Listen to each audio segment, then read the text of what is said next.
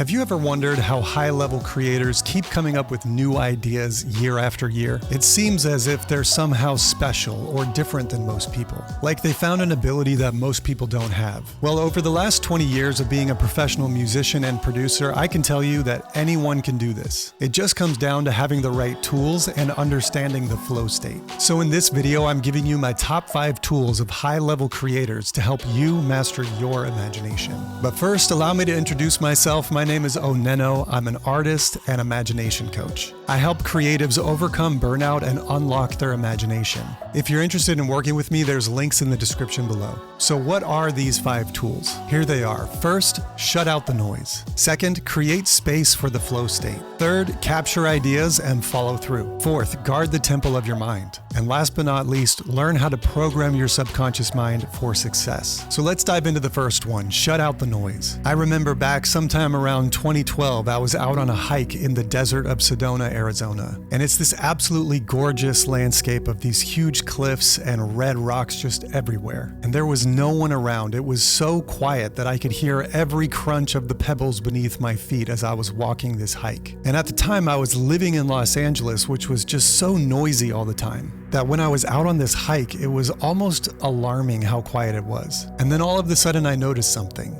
I could hear music in my imagination with a type of clarity that I hadn't heard in a few months. And it was right there on this hike that I realized that the more silence I can create for myself, the more I can begin to hear these whispers of creativity bubble up in my imagination. And so I want to ask you, what type of noise do you have going on in your life that is crowding out your imagination? So often we spend our days on our phone, we scroll through social media, we scroll through all kinds of different opinions and posts and things that just begin to clutter up our mind. I tell my clients quite often that we can either consume or create, but we can't do both at the same time. And so the longer we stay in this consumption state where we're just inundating our imagination with everybody else's opinions and ideas, the harder it becomes for us to really hear our own still small voice of creativity. The number one tool that has helped me create this mental silence for myself is meditation. I've become so passionate about teaching people meditation, which is why I do it in my course and with my one-on-one clients. Because meditation is the one thing that has genuinely unlocked a whole new level of creativity for me. But one of the simplest things you can do is to just silence your devices, silence the noise, shut out the world for a little while,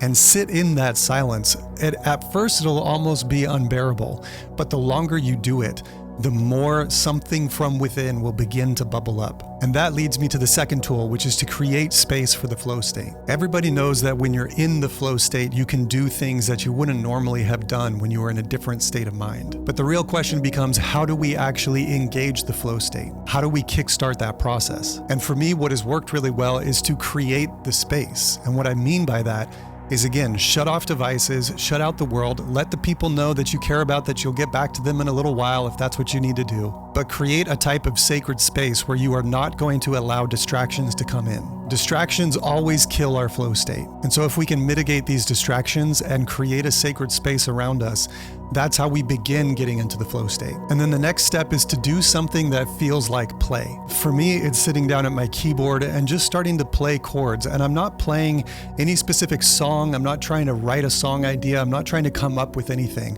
I'm just playing. And I'm playing from that place of that childlike sense where it's just emotions coming out of my keyboard. I often start by just playing my favorite chords. They're chords that I play all the time. So to the part of my brain that says I need to write a song, I'm never going to play these chords because to me they're boring. But at the same time, outside of the context of writing something, when it just comes to playing, I love to play these chords because they just make me feel happy. And so I noticed something, that if I just create the space, sit down and start playing my instrument, if I do that for long enough, eventually there comes a moment where I start doing things I've never done before. And then once I tap into a new idea, musically speaking, it all of a sudden fills me with excitement, and I hear other instruments and I have to switch over to my laptop and start actually producing this song. But to summarize this point, it all begins with creating the space. And then that leads to the next idea, which is capture ideas and follow through. Creative ideas can often be very whimsical and very intangible. Sometimes we can hear them, but also feel like we can't fully grasp them. And sometimes we sit down and we create the space and we're ready to get into the flow state, but we don't feel creative ideas. And so whatever type of creative you are, I know that there are times in your day when you're like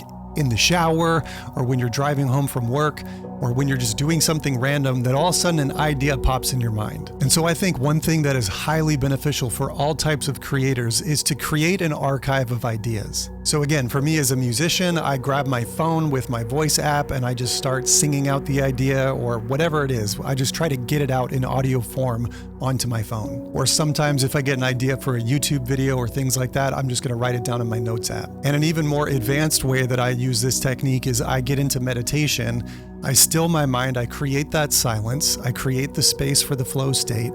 There's nothing going on in my mind, and then all of a sudden I'll get ideas. And so then as soon as I finish my meditation, I grab my journal, my notes app, my voice memo, whatever it is, and I capture that idea. Even if I can't work on it in that next moment, I now have a record and I capture the idea as it existed. And so by building this type of archive of ideas, it's a really great way to get the fire going sometimes. But you notice this tip for high-level creators is to not just capture ideas and build an archive, but to actually follow through. If they just stay in our archive, then they'll never become works of art that we could actually share with the world. And so it's vitally important that we capture the ideas whenever they come, wherever they come. And then when the time is right, we sit down and we actually create them. So the next tip is to guard the temple of your mind. I encourage my clients all the time to see themselves as the guard standing at the temple gates, which is their mind. Every single piece of content or art or opinions or whatever it is, everything that you consume goes into your subconscious, and what comes in is what comes out. If we're constantly filling our imagination with negativity, with judgment, with gossip, with hypercritical opinions, then that goes into our subconscious mind, and that is what eventually will come out. So in order to have the best possible ideas actually come out of you, you need to really guard the ideas that you let into you. Maybe this means that you need to create some boundaries with some friends or people in your life that aren't overly supportive and that always talk negativity into you. Or maybe this means you need to limit your time with social media or with watching certain forms of entertainment. And the truth is, it's not just about limiting those things, it's about replacing those things with positive input, with friends or people or content or entertainment that actually uplifts you and builds in you a type of inspiration that makes you say, I gotta get in my studio and do my thing. As a human being in general, but especially a creative person, your mind, your subconscious, and your imagination are the most important things. If our mind is cluttered and our subconscious is full of negativity and our imagination is limited, then how could we possibly create transformative art? So become the guard who stands at the temple gate of your mind and make sure that you only let in the ideas and the feelings and the concepts that are genuinely going to help you grow as a human and as an artist. And that leads perfectly into our final tool, which is to learn how to program your subconscious mind for success. But first, a word from today's sponsor, the Imagination Accelerator, a 5-module course exclusively designed for artists, musicians, producers, and performers to unlock creativity, overcome burnout, and perform with confidence. Created by me. I've condensed a decade's worth of knowledge and experience of working with artists like Rihanna, Eminem, and Kashmir into a step-by-step course to break through creative blocks, rewire your subconscious mind, and tap into your innate creativity. To date, I have never accepted any sponsorship money on this channel. So if this course sounds intriguing to you, help support my channel by going to imaginationaccelerator.com. The first 10 people to use the coupon code YouTube200 will receive a $200 discount. Are you ready to transform your artistic journey? Everything starts with imagination.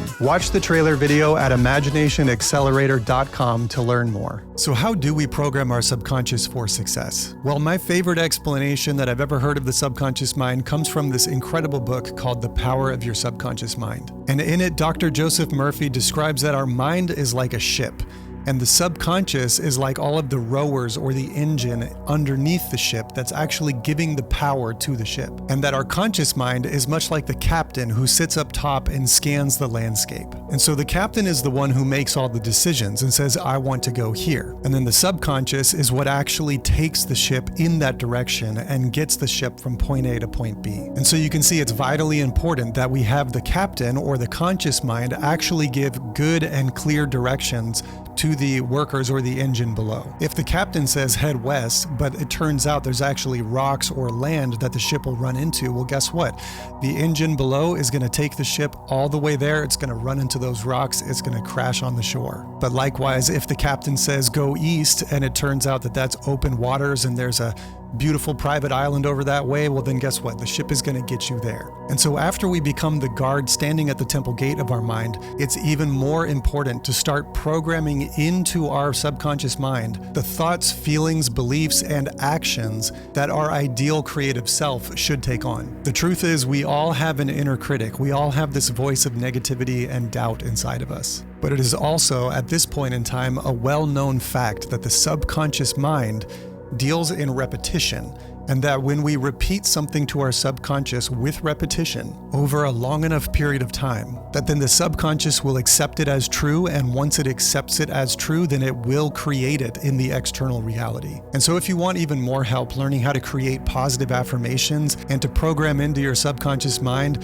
the thoughts, feelings, and beliefs that you actually want in order to take yourself from point A to point B, then I highly recommend you either go to imaginationcoaching.com and let's work one-on-one together, or go to imaginationaccelerator.com, where you will find my 5-module course and I'll walk you through the whole process. But before you go, I have one more bonus tip for you. And this final tip of high-level creators that have learned how to master their imagination is patience and time. We live in an age of instant gratification. We have this deep desire to do the least amount of work possible to get the greatest success possible. But the harsh truth about the reality around us is that it doesn't really work that way. Everything of great value comes with the sacrifice of our time, with the dedication of our attention, and the patience and persistence that it actually takes to walk that path to completion. And so it's my intention with this video that these tools give you a way to get on a path that when walked fully, it will land you at your ideal destination. That you obviously won't be there today or tomorrow or maybe next week. But if you keep coming back to these tools and you keep reinventing yourself and you keep walking on this path, that you will eventually get there. So don't give up now. Keep going, keep pushing yourself, keep showing up. And it's my promise to you that someday in your future, you will look back and say, wow, I can't even recognize my old self anymore. So this video is my first video in a new series I'm launching here on my channel about imagination. When I upload the next video, I'll put it in the playlist right here. But if that playlist isn't here, YouTube thinks you're gonna like this one.